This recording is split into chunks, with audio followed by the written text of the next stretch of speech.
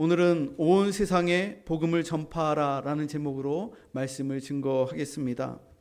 예수님이 주신 많은 말씀과 명령 가운데 우리가 꼭 기억해야 할 세 가지의 명령이 있습니다. 첫 번째는 마태복음 11장 28절에 있는 오라라는 명령입니다. 따라해 봅시다. 오라.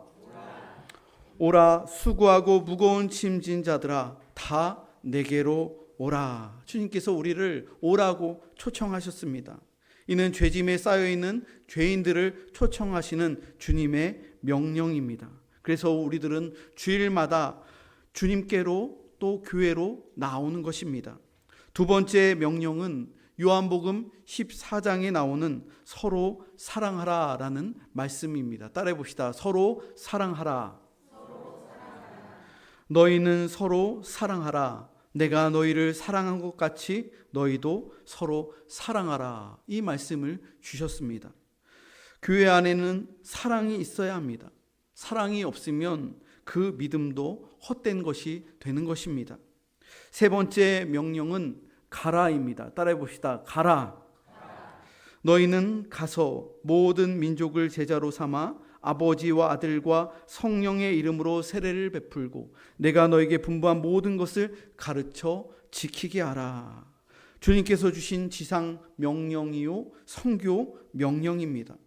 마가복음 16장 15절 말씀을 보면 또 이르시되 너희는 온 천하에 다니며 만민에게 복음을 전파하라. 마태복음 28장과 동일한 말씀입니다. 지상 명령이며 선교 명령입니다.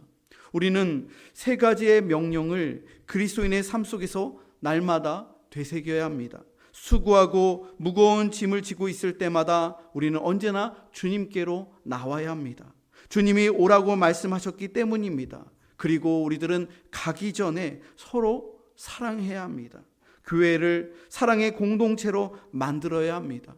우리가 서로 사랑하지 않으면 전도도 안 되고 또한 구제도 의미가 없고 또 선교도 실패하게 됩니다.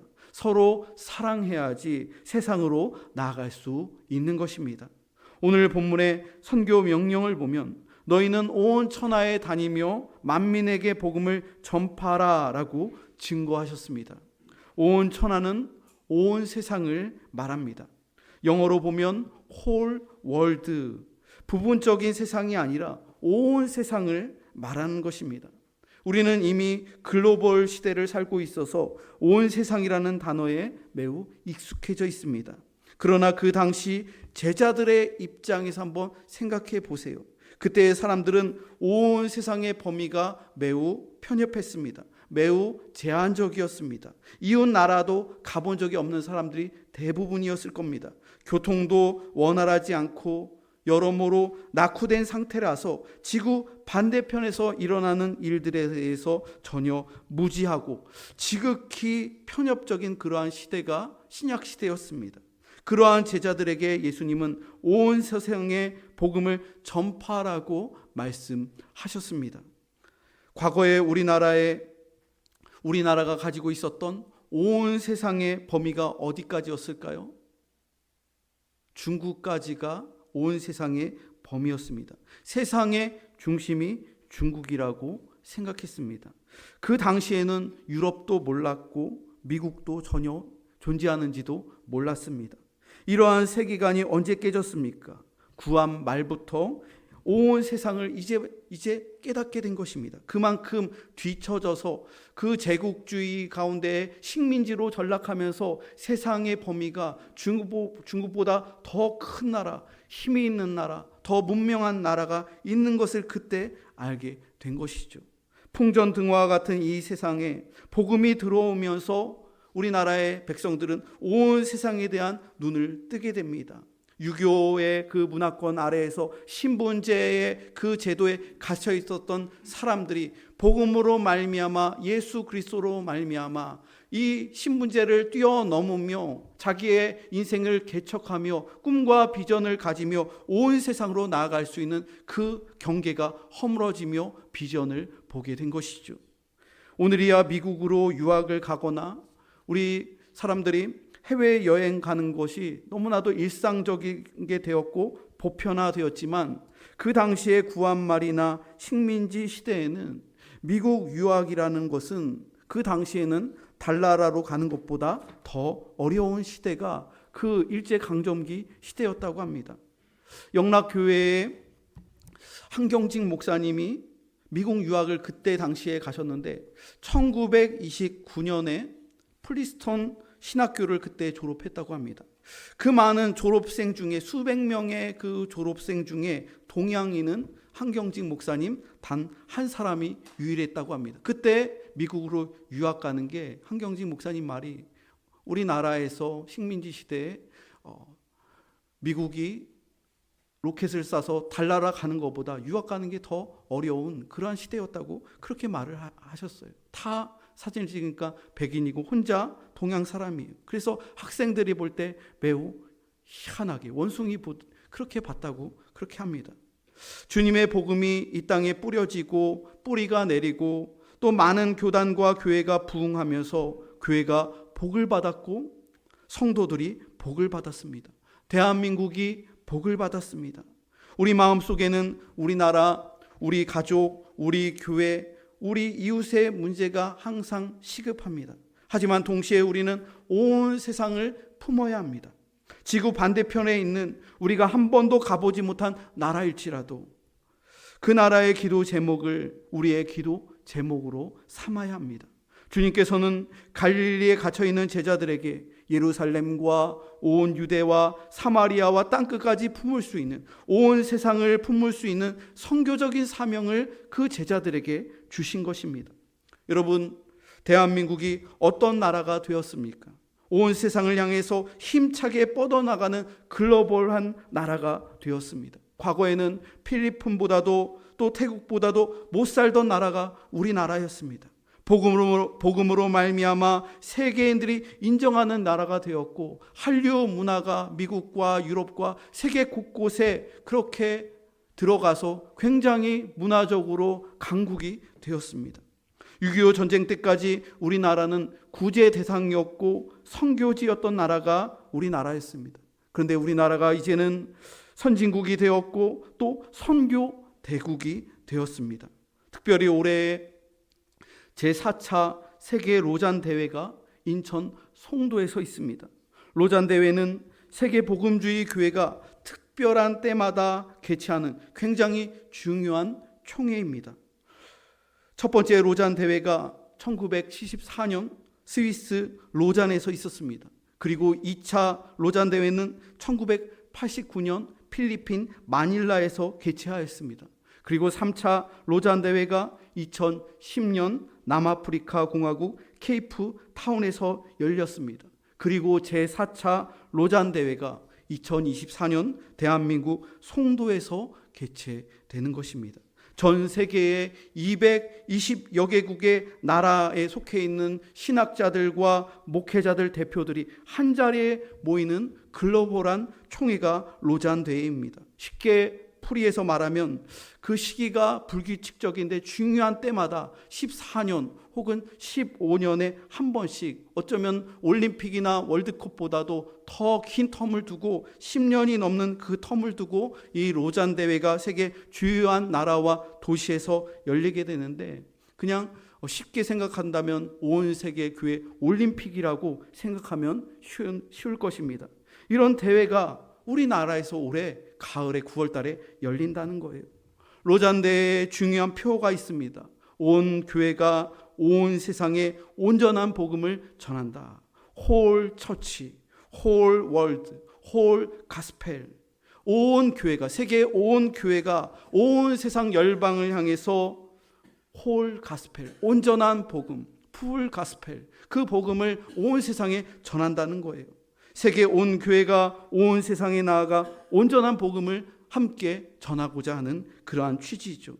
이러한 선교적인 사명 때문에 오늘날 한국 교회가 있는 거예요. 이 로잔 언약 때문에 식민지 시대와 또 6.25 전쟁이 있었지만 이 로잔 언약의 그러한 은총으로 말미암아 그 복으로 말미암아 한국 교회가 부흥하게 되었고 지금의 오늘날의 교회가 있는 거예요. 우리 성결교회와 공북교회도 로잔 언약 안에 함께하는 복음주의 교회입니다. 그래서 우리 교회는 한 달에 한 번씩 선교 예배를 드리는 거예요. 온 교회 안에 포함되어 있는 성결교회와 우리 공부교회가 온 세상에 나아가 온전한 복음을 전하기 위해서 사명을 감당하는 것이죠. 여러분, 로잔에서 말하는 선교라는 것은 비단 해외 선교만이 선교가 아니라 오늘날의 선교 패러다임이 바뀌었다고 했잖아요. 우리 지역과 또 우리의 주변에 있는 이웃과 더 나아가 예루살렘과 온 유대와 사마리아와 땅끝까지 이르는 이 지역과 함께 해외까지도 함께 품는 것이 선교이고, 목회의 본질이 선교이고, 또 우리 성도들이 신앙생활하는 것의 그 본질이 선교라는 거예요. 하나님의 말씀을, 신구약 성경 말씀을 해석하고 보는 것도 하나님의 선교라는 거예요. 우리를 구원하시기 위해 아브라함을 택하시고 하나님의 나라를 삼아주시고 하나님께서 선교하셔서 조선 땅에 교회가 들어오게 된 것이고, 식민지 가운데서 해방되었고, 교회가 부흥하게 된 게 하나님께서 우리나라에 선교하셨기 때문이고, 지금 우리도 함께 목회적인 선교를 감당하면서 하나님의 나라를 이루어 가는 것이죠. 예수님께서 갈릴리의 제자들에게 이 명령을 주셨습니다. 너희는 온 세상에 다니며 복음을 전파하라. 이 말씀을 받을 때 제자들의 상태가 어떤 상태였습니까? 믿지 않았습니다. 믿음이 없었습니다. 오늘 본문의 11절을 보면 그들은 예수께서 살아나셨다는 것과 마리아에게 보이셨다는 것을 듣고도 믿지 아니하니라. 이 부활의 말씀, 이 복음의 말씀을 들었는데 제자들이 아무도 믿지 않았다는 거예요. 또 13절 말씀을 보세요. 13절에도 보면 두 사람이 가서 남은 제자들에게 알리었으되 역시 믿지 아니하니라. 두 명의 제자들, 엠마오로 가는 두 제자들이 남은 제자들에게 가서 예수님 부활하셨습니다. 우리가 봤습니다. 예수님과 대화를 나눴습니다. 예수께서 부활하셨습니다. 그러나 남은 제자들은 믿지 않았다는 거예요. 또 14절 말씀을 보세요. 함께 14절을 읽어보겠습니다. 시작. 그 후에 11 제자가 음식 먹을 때 예수께서 그들에게 나타나사 그들의 믿음 없는 것과 마음이 완악한 것을 꾸짖으시니 이는 자기가 살아난 것을 본 자들의 말을 믿지 아니함일러라. 또 믿지 않았다는 거예요. 하지만 예수님은 이 명령을 믿지 못하는 제자들에게 주셨습니다. 그것도 여러 차례, 최소한 10번 이상 제자들에게 개인적으로 만나주시고, 때로는 여러 명이 있을 때 부활하신 몸을 보이셔서 부활을 믿게 하신 거예요. 믿지 못하는 제자들에게 당신의 부활을 여러 차례 말씀하셨다는 거예요. 왜 예수님께서는 이렇게 믿음이 없는 제자들에게 온 세상에 나아가 복음을 전파하라고 명령하셨을까요? 예수님은 현재 믿지 못하는 제자들의 모습을 보신 것이 아니라 앞으로 장차 그들이 성령을 받고 변화될 미래의 제자들의 모습을 내다보셨기 때문에 지금은 불완전하고 의심도 많고 두려움도 있고 불신 가운데 있지만 성령 안에서 변화될 제자들의 모습을 바라보면서 온 세상으로 나아가 복음을 전파하라고 이 명령을 주신 거예요. 인간적으로 생각할 때 실패한 제자들을 어떻게 믿고 그들에게 부탁하실 수 있단 말인가요? 이런 생각도 들 수가 있다는 거예요. 하지만 제자들을 통해 온 세상에 복음이 전파되었습니다. 예수님의 믿음이 헛되지 않았다는 거예요. 그들에게 성령이 임하고 그들이 목숨을 내걸고 복음을 증거하는 영혼들로 변화되었다는 거예요. 그때 당시의 말씀을 받아들일 때는 아무도 믿지 않고 믿음이 없고 걱정과 의심과 두려움이 있는 사람들이었지만 그들이 변화되고 성령 받았을 때 하나님의 그 부활의 증인이 되어서 더 성숙한 그런 제자들이 되어서 목숨을 걸고 나아가 주의 복음을 온 세상 가운데 전파했다는 것이죠. 의심이 많은 자에게 더 많이 나타나셨고 사랑이 필요한 제자들에게는 사랑으로 만나주셨고 만져봐야 믿겠다고 하는 자한테는 만져보라고 예수님께서 자기의 손을 내미시고 옆구리를 내어주셨습니다. 개인적으로 단체적으로 만나주셔서 40일 동안 10차례 이상 나타나심으로 그 믿음이 없는 제자들에게 믿음이 생길 수 있도록 그렇게 확신을 주셨습니다. 부활을 믿게 된 제자들은 성령을 받게 되었고 온 세상에 나아가 복음을 전파할 수 있었습니다. 여러분, 한 영혼의 가치는 온 천하보다 귀하다고 우리 예수님께서 말씀하셨습니다. 예수님께서는 한 영혼이 주님 품으로 돌아오는 것을 온 세상이 돌아온 것과 같다고 그렇게 말씀하셨어요. 99마리의 양이 울타리에 있어도 잃어버린 한 마리의 양을 찾아서 그 한 마리의 양을 구원하는 것이 목자의 마음이라고 예수님께서 말씀하셨어요. 한 영혼의 소중함을 말하는 것이죠. 누가복음 15장의 탕자의 비유 역시 마찬가지입니다. 집 나간 둘째 아들이 집으로 돌아왔을 때 아버지는 매일 들에 나가 집 나간 아들을 기다렸다는 거예요.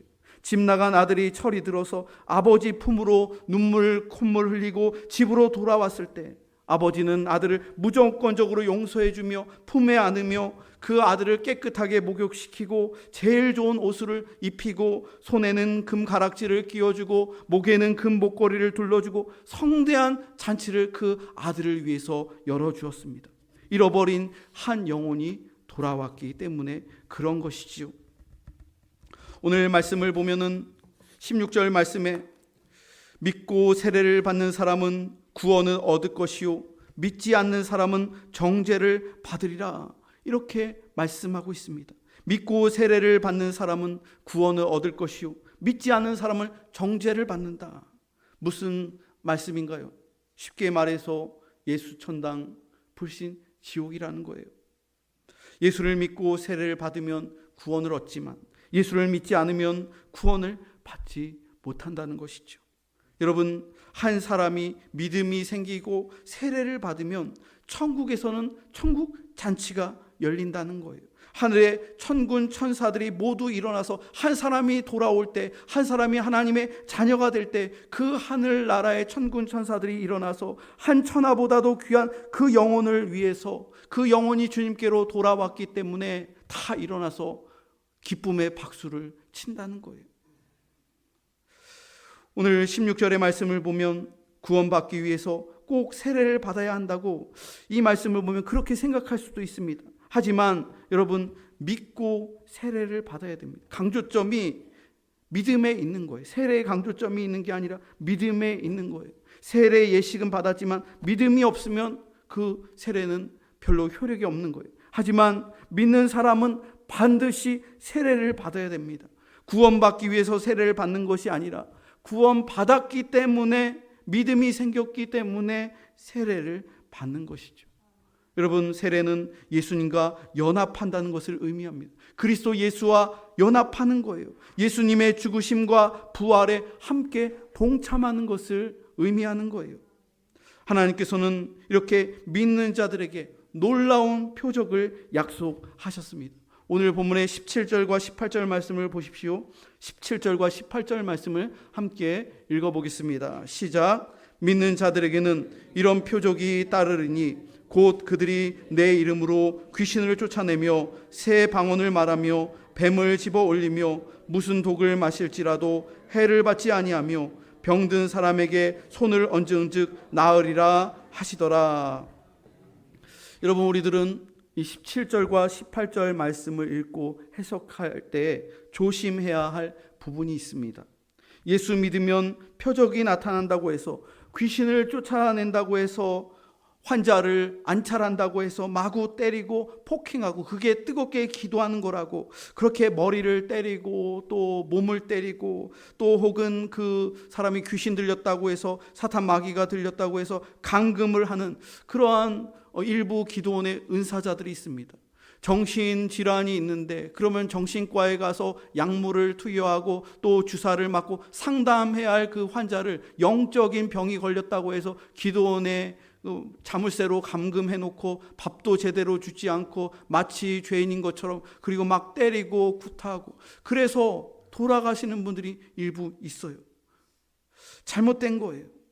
병든 사람에게 손을 얹으면 무슨 병이든지 다 고침을 받는다고 해서 의학을 거부하는 극단적인 신자들도 있어요. 병원에 가면 안 된다, 하나님께서 다 고쳐주신다, 암도 고쳐지고 방사선 치료 받을 필요도 없고 항암 치료 받을 필요도 없고 무조건 기도만 하면 낫는다, 그래서 병원에 못 가게 하고, 또 어떤 이단에서는 수혈하는 거나 헌혈하는 거, 피를 나누면 안 된다고 해서 그것들을 금지하는 그러한 이단들도 있어요. 다 잘못된 거예요.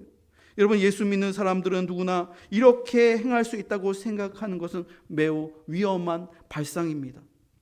오늘 본문의 15절과 16절을 보면 믿는 자들이라고 나와 있는데, 여기서 믿는 자들은 누굴까요? 복음을 전파하는 믿는 사람들을 말하는 거예요.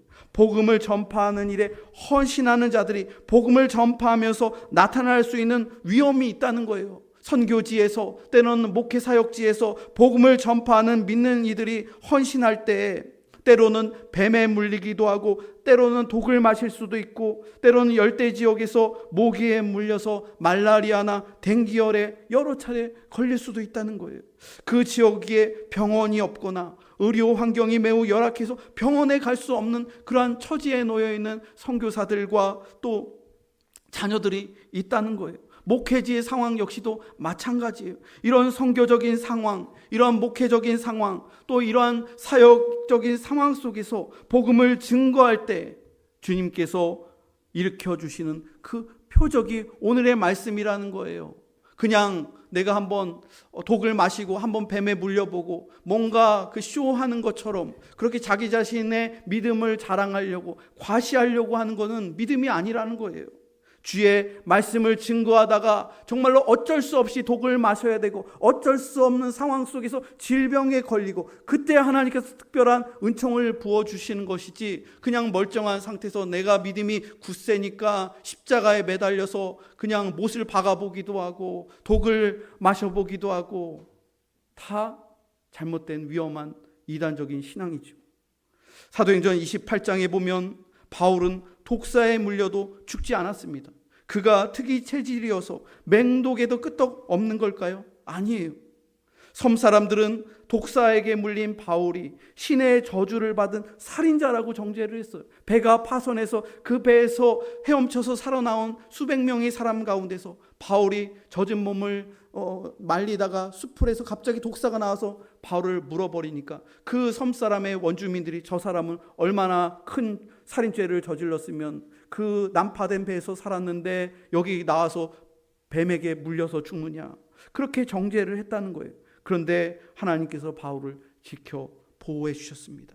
바울의 표적으로 말미암아 그 섬 사람들이 정죄했던 그 사람들이 다 저 사람은 하나님의 축복을 받은 사람이다, 그렇게 변화가 되면서 그 표적으로 말미암아 그 섬이 복음화가 되는 거예요. 그 섬의 추장이 예수를 믿고 그 정죄하던 사람들이 다 예수를 믿게 되는 거예요. 표적으로 말미암아 주의 말씀이 증언되고 복음화가 이루어지게 된 것이죠. 여러분, 복음을 전파하는 사람에게 주시는 하나님의 특별한 보호와 약속이 있습니다. 구약의 다니엘서를 보면 다니엘과 세 친구가, 다니엘은 사자굴에 던져진 적이 있었고 3명의 친구들은 풀무불에 던져진 그러한 경우도 있었습니다. 다니엘은 사자굴에 던져졌지만 하나님께서 사자의 입을 봉하셔서 다니엘의 몸 하나, 털끝 하나 상하지 않도록 지켜 보호해 주셨습니다. 또한 풀무불에 던져진 3명의 친구들 역시도 머리털 하나 상하지 아니하도록 그들을 끝까지 하나님께서 특별하게 보호해 주시고 지켜 주셨다는 거예요. 이런 일들이 다 주의 복음을 증거하며 믿음을 지킬 때 이러한 기적이 일어나고 표적이 일어나는 것이죠. 제가 부여에서 부목사로 사역할 때 있었던 일이에요. 그때 제가 몇 차례 여러분들에게 이 이야기를 전해드렸는데, 그때 당시에 둘째 아들이었던 성찬이가 18개월 정도 됐었는데 감기에 걸렸어요. 그래서 감기에 걸려서 그 지역에 가까운 병원에 가서 진료를 받는데 그 의사 선생님이 둘째 아들 얼굴을 보더니 뭔가 얼굴이 비대칭이라고 하는 거예요. 그래서 대학병원에 가서 정밀 검사를 한번 받아보라는 거예요. 감기 때문에 갔는데 얼굴이 좀 뭔가 비대칭이라는 거예요. 그래서 그때 당시에 가장 가까운 좀 큰 병원이라고 하는 충남대 병원으로 달려갔어요. 그리고 MRI도 찍고 뭐 여러 가지 검사를 했는데 아주 절망적인 결과가 나왔어요. 머리에 종양으로 의심되는 혹이 있다는 거예요. 굉장히 좋지 않은 이야기를 들었어요. 그러면서 또 다른 병원으로 가봐야겠다 해서 서울대학교 병원 소아신경외과로 갔어요. 그때 당시에 검색을 해서 우리나라에서 그 분야 소아신경외과의 최고 권위자인 명의가 있는 그 서울대학교 병원에 찾아갔어요. 부여해서 거기를 찾아가는 게 쉽지 않은 일이었죠. 그분께 진료를 받았는데 그분 역시도 절망적인 얘기를 했어요. 현대의학으로는 고칠 수 없는 병이라는 거예요. 이 머리에 여기 숨골이라고 하잖아요. 어렸을 때 이 숨골 잘못 건드리면 죽는다고 하잖아요. 근데 그 숨골에 종양이 있는 거예요. 그때 당시에는 이거를 조직 검사도 할 수 없고 수술도 할 수 없고 어떤 방법으로도 고칠 수 없는 뇌 종양에서도 가장 안 좋은 종양이 뇌간 종양이라고 숨골에 붙어있는 종양이었어요. 지금도 못 고칠 거예요. 그때 제가 절망적인 이야기를 듣고 한 번 더 MRI를 찍어달라고 그 선생님에게 제가 붙잡고 얘기를 했어요. 그랬더니 목사님 쓸데없는 일입니다. 그러는 거예요. 한번 그러면 조직 검사를 해보죠. 그러면 조직 검사하는 것도 이게 머리를 이렇게 메스를 대는 거잖아요. 그리고 그 조직을 꺼내야 되는 거죠. 그거 아기 18개월인데 마음이 찢어졌죠. 저는 그때 울면서 이렇게 하나님께 기도했습니다. 하나님, 이 아기를 고쳐주시지 않으면 저 목회 못합니다. 교회에 사임해야 되고 어떻게 성도들 신방하면서 바쁜 교회에서 제 아이가 지금 그렇게 안 좋은데 이거를 어떻게 감당할 수 있겠습니까? 부여해서 서울로 매주 오고 가고 정밀 검사해야 되고 또 때로는 수술할 수도 있다고 하고 방사선 치료하고 이거를 어떻게 감당할 수 있겠습니까? 저 목회를 내려놓겠습니다. 고쳐주시지 않으면 내려놓겠습니다. 그렇게 기도를 했어요. 근데 하나님께서 기적을 일으키셔서 그 종양이 그 다음 MRI 검사를 했는데 크기가 반이 나왔어요. 그리고 또 그 다음 가면서 나중에는 그 종양이 안개처럼 흐려지면서 뿌옇게 됐다고 의사 선생님이 얘기하시고, 그리고 청력이 오른쪽이 아예 들리지 않는 그 제로 상태였는데 점점 그 종양이 사라지면서 청력이 정상으로 돌아오는 0데시벨이었는데 그 청력이 돌아오는 그런 기적의 역사를 경험했지요. 그게 뭐 제가 그렇게 하고 싶어서 한 건가요? 목회 현장 속에서 하나님께 그렇게 기도하고 매일 아이 머리를 안수 기도해주고 쓰다듬어 주면서 기도할 때 하나님께서 그렇게 하신 것이죠. 지금은 조금 그런 지적 장애 등급이 있어서 그렇지만 몸이 더 건강해. 키가 지금 180cm가 됐고 제일 힘이 센 아이가 됐어요. 그런 부분에 있어서 저는 감사해요. 하나님께서 죽을 수밖에 없었는데 그때 하나님께서 생명을 연장해 주신 거죠. 그래서 하나님, 이 아들을 감당할 수 있으니 하나님이 우리 가정에 허락하신 선물이구나. 그러면서 저는 아이들을 키우고 목회의 사역을 지금 이어가고 있는 것이죠. 주님께서 놀랍게 역사하신 경험이었어요. 목회적인 현장에서 주셨던 경험이었어요. 나는 예수 믿는 사람이니까 독을 마셔도 돼. 여러분, 이것은 큰일 날 일입니다. 그렇게 하나님을 시험하고 엉뚱한 우연을 바라고 자기의 믿음의 능력을 가시하기 위해서 표적을 구하는 자들은 하나님께서 함께 하시지 않는 거예요. 하나님의 뜻 가운데에서 온 세상의 복음을 전파하라는 말씀에 순종하고 이 명령에 순종해 복음을 전파하다가 어떤 위험한 상황 가운데 처했을 때에는 하나님께서 그 상황 속에서 은혜를 베풀어 주시고 기적을 베풀어 주시고 지켜 보호해 주시는 것이죠. 오늘 말씀의 마지막 20절을 보면 이렇게 말씀이 증언합니다. 제자들이 나가 두루 전파할세 주께서 함께 역사하사 그 따르는 표적으로 말씀을 확실히 증언하시니라. 여러분, 표적의 목적이 무엇입니까? 표적은 따라오는 거예요. 복음이 온 세상 만민에게 전파될 때 그 뒤를 따라오는 것이 표적입니다. 하나님의 말씀이 능력 있게 전파되어 잃어버린 영혼을 얻게 될 때 그 뒤에 표적이 따르게 된다는 거예요. 사랑하는 성도 여러분, 우리 공부교회는 주님께로부터 선교적인 사명을 받은 교회입니다. 목회의 본질은 선교입니다. 우리 성도들의 사명 역시 선교입니다. 주님의 지상명령에 순종하여 공봉이와 오송과 청주시와 그리고 대한민국의 울타리를 넘어서 온 세상을 향하여 만민에게 복음을 전파하며 전도와 구제와 선교를 통하여 놀라운 표적과 기적의 역사가 나타나는 공북교회와 성도들이 다 되시기를 주님의 이름으로 축원합니다.